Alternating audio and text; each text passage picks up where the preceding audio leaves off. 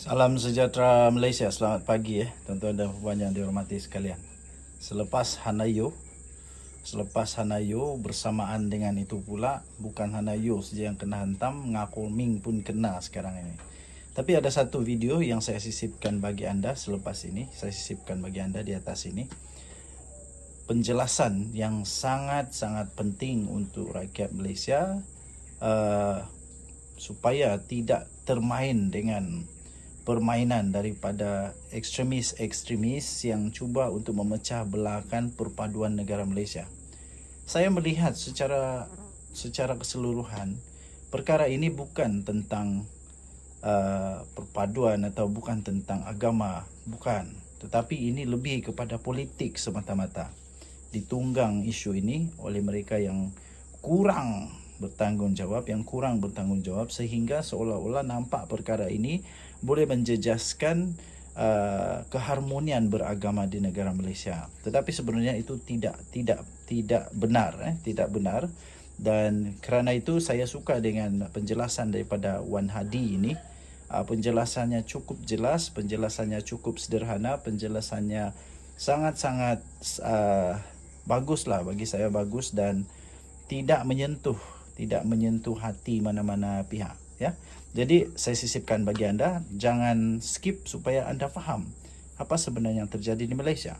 Dan lagi bagus kalau anda boleh dapat sharekan video ini supaya negara Malaysia punya penduduk, kita semua rakyat Malaysia, jangan pula kita hanyut tenggelam dengan isu yang hanya ditunggang semata-mata ini sehingga perpaduan kita boleh musnah, ya, boleh musnah. Jadi kita sama-sama jaga perlembagaan negara Malaysia, kita sama-sama jaga kedaulatan negara Malaysia. Yang paling penting, perpaduan rakyat Malaysia kita kena jaga. Dan tadi Suara Rakyat bergema di channel ini saya sisipkan bagi anda. Jadi Presiden UMNO Datuk Seri Zahid perlu ambil tindakan segeralah pada ni Ketua Pemuda UMNO ni, memalukan Kerajaan Perpaduan, memalukan parti sahaja. Okey, hari ni aku nak jawab Ketua Pemuda UMNO Dr. Akmal Saleh, yang mana semalam dia ada buat satu kenyataan mempertikaikan pengampunan diraja yang diberikan kepada Datuk Seri Anwar Ibrahim, yang mana dia minta supaya Peguam Negara jawab sama ada pengampunan Datuk Seri Anwar dulu 2018 dulu dipohon melalui lembaga pengampunan ataupun tidak. Okey, jadi beginilah aku nak nasihatkan kepada engkau ni, Ketua Pemuda UMNO ni. Sebelum kau nak bercakap tu, buatlah homework dulu.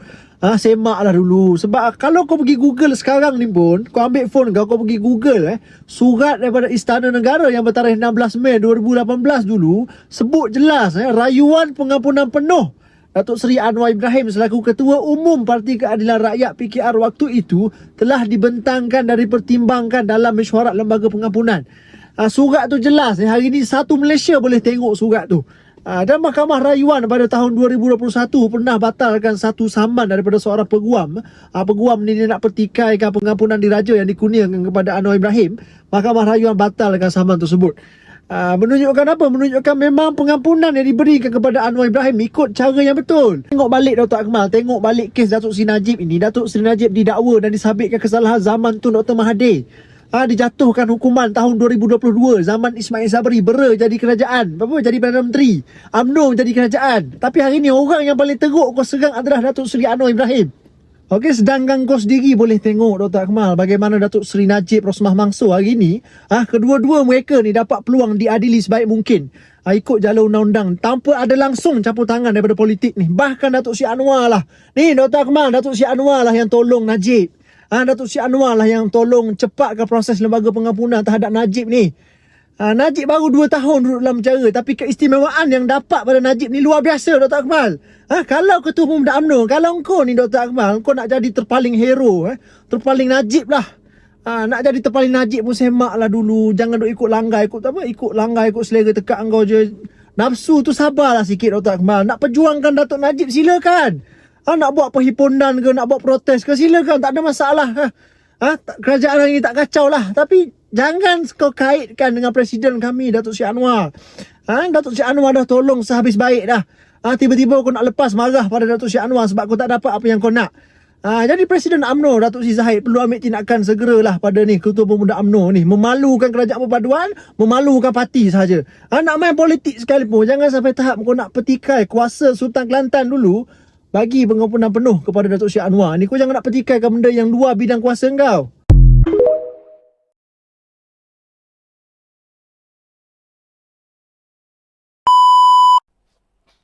Salam sejahtera Malaysia. Denyut nadi suara rakyat bergema di channel ini. Mahathir, oh Mahathir. Kesian atuk tua Mahathir ini. Sudah tua, kesian lagi. Dah tua, tiada lagi yang sayang. Semakin tua, semakin ramai yang tak sayang kepada Mahathir. Lama lupa pula letak mikrofon. Minta maaf tuan-tuan dan puan-puan. Jadi pakai mikrofon dulu ya. Okey. Mahathir, oh Mahathir, kesian atuk Mahathir. Kesian dia tahu, kesian. Apa pula tak kesiannya? Semakin tua semakin ramai tak sayang kepada Mahathir. Mahathir yang pernah menjadi ikon harimau Asia. Ikon kepada negara Malaysia yang membangun. Sekarang nampaknya sudah tidak menjadi begitu ikon lagi sekarang, tuan-tuan dan puan-puan yang dihormati sekalian. Nampaknya sudah tidak menjadi begitu ikon lagi lah sekarang. Nampaknya sudah tidak menjadi begitu ikon lagi. Kesian Mahathir. Apa tidaknya, sekarang nampaknya PAS pun setelah melantik Mahathir sebagai penasihat SG4. Nampaknya Mahathir makin dilupakan. Makin dilupakan Mahathir sekarang ini. Setelah banyaklah, makin dilupakanlah Mahathir. Kesian. Walaupun ada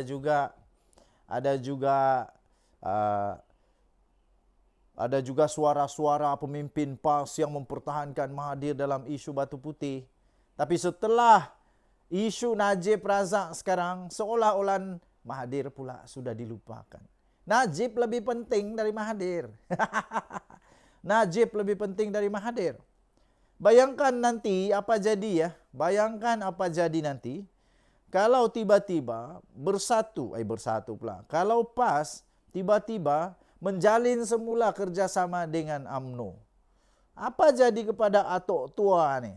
Apa jadi kepada atuk tua Mahathir ni? Apa jadi kepada dia? Dia nak pergi mana? Dia nak pergi mana, tuan-tuan dan puan-puan yang dihormati sekalian? Dia nak pergi mana? Siapa yang lebih penting, Mahathir kah, Najib Razak? Siapa yang lebih lama lagi hidup? Kalau ikut umur, siapa yang lebih lama lagi kuat? Pastinya Najib. Siapa yang lebih penting dalam politik? Dalam konteks politik, siapa yang lebih penting? Pastilah Najib. Najib masih ada pengaruh dalam UMNO yang kuat. Mahathir, parti pun tak tahu apa parti dia ni. Tak tahu apa. Bertanding di Parlimen Langkawi pun, penduduk di Langkawi pun buang dia tahu. Buang terus. Sampai deposit pun burn. Tak dapat deposit balik pun. Deposit pun hangus. Bayangkan saja tak berharganya Mahathir sudah. Tak berharganya sudah Mahathir. Kesian dia tahu, kesian. Kesian Mahathir. Jadi lebih baik begini. Buang saja Mahathir. Apa impact yang Mahathir sudah bawa kepada SG4? Apa impact yang sudah Mahathir bawa kepada SG4? Saya tak nampak banyak pun. Jadi lebih baik buang saja Mahathir. Lebih baik fokus kepada Najib kalau nak fokus kepada Najib. Jangan sampai nanti bengong, jadinya lebih bengong. Nak tolong Najib kah, nak tolong Mahathir kah? Nanti bengong tu jadinya. Nanti bengong. Nak tolong Mahathir kah, nak tolong Najib? Sekarang ni ketiga-tiga orang besar selain daripada PAS ini, semua ada masalah mahkamah. Semua ada masalah Mahathir, bakal. Belum lagi lah, bakal. Bakal. Najib Razak dah jadi banduan. Muhyiddin Yassin berapa banyak dia punya kes sekarang? Berapa banyak kes dia? Kesian. Kesian. PAS ni yang kesian ni. Mereka nak kena tanggung semua manusia yang banyak masalah mahkamah ni ditanggung sendiri oleh PAS. Tapi PAS ni baik hati. Dia nak ambil semua penjenayah. Aduh, penjenayah seperti Najib dia nak tolong. Apa boleh buat? Kita kena terima bahawa Najib itu memang sudah jadi one of the cons. One of the cons. Sudah masuk pun di dalam penjara. Jadi nak kata apa lagi? Nak nafikan macam mana lagi? Okey, so apa pendapat anda pula? Tinggalkan komen. Denyut Nadi Suara Rakyat bergema di channel ini. Jangan lupa tekan butang subscribe, like dan share. Malaysia kita punya, cintai Malaysia aku, kita jaga kita. Kita jumpa lagi, bye-bye. Salam sejahtera Malaysia, Denyut Nadi Suara Rakyat bergema di channel ini. Saya mau tanya satu perkara kepada tuan-tuan dan puan-puan yang dihormati sekalian. Pada pendapat anda, benarkah PAS membuat keputusan untuk bersolidariti bersama Najib itu juga keputusan bersama dengan bersatu? Kalau keputusan bersama dengan bersatu, dua-dua setuju, okey kita solidariti untuk Najib Razak. Perikatan Nasional semua sama sehati, sejiwa sefikir untuk solidariti bagi Najib Razak. Kenapa tak suruh Hamzah Zainuddin untuk, sekarang bukan Hamzah dah, sekarang siapa? Azmin Ali. Kenapa tak suruh Azmin Ali pun tulislah surat, tulis juga surat lah, keluarkanlah juga surat. Solidariti untuk Najib Razak. Baru ngam. Baru orang nampak PAS dengan UMNO ni sekepala. Baru orang sedar PAS dengan UMNO pula. PAS dengan bersatu ni sekepala. PAS dengan bersatu ni sebulu. PAS dengan bersatu ni sehati, mempunyai visi yang sama. Baik buruk bersama, susah senang bersama. Dalam keadaan apapun tetap setia.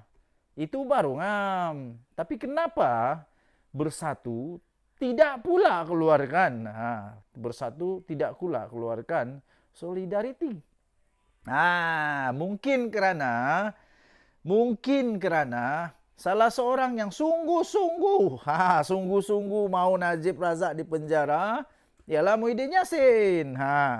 Jadi bengong kepala akan terjadi ialah kalau UMNO berkawan dengan PAS, kalau Hadi Awang tiba-tiba berpegang tangan, bercium tangan dengan Najib Razak, apa perasaan Muhyiddin yang pernah berusaha untuk memastikan Najib Razak di penjara? Dialah dengan Atuk Tua Mahathir yang berusaha sampai Muhyiddin sanggup kena pecat daripada UMNO, sanggup kena buang dari UMNO, membentuk satu parti yang baru bersama Atuk Tua, membentuk parti bersatu semata-mata untuk melawan Najib Razak, Barisan Nasional. Cuba bayangkan caca merbanya, bengongnya kepala otak sekarang.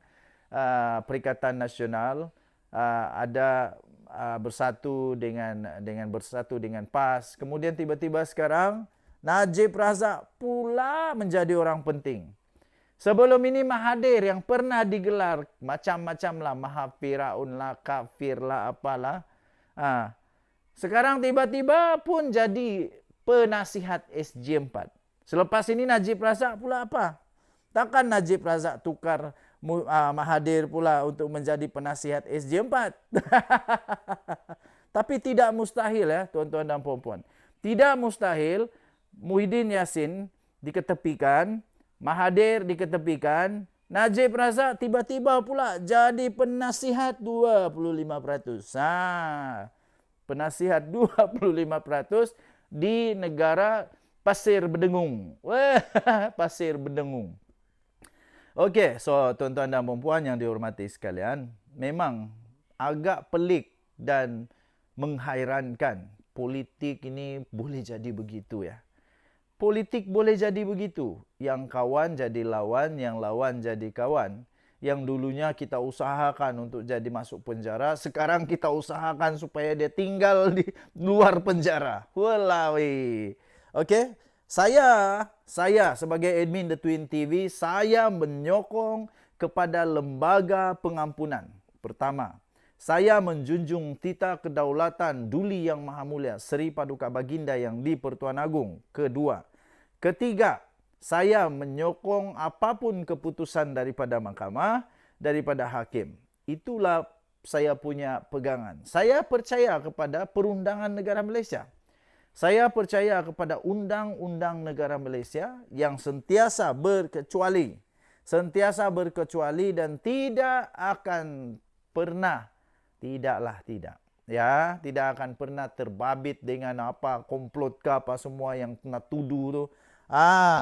Itu pendapat saya lah. Tinggalkan komen anda. Denyut Nadi Suara Rakyat bergema di channel ini. Jangan lupa tekan butang subscribe, like dan share. Malaysia kita punya, cintai Malaysia aku, kita jaga kita. Bye-bye.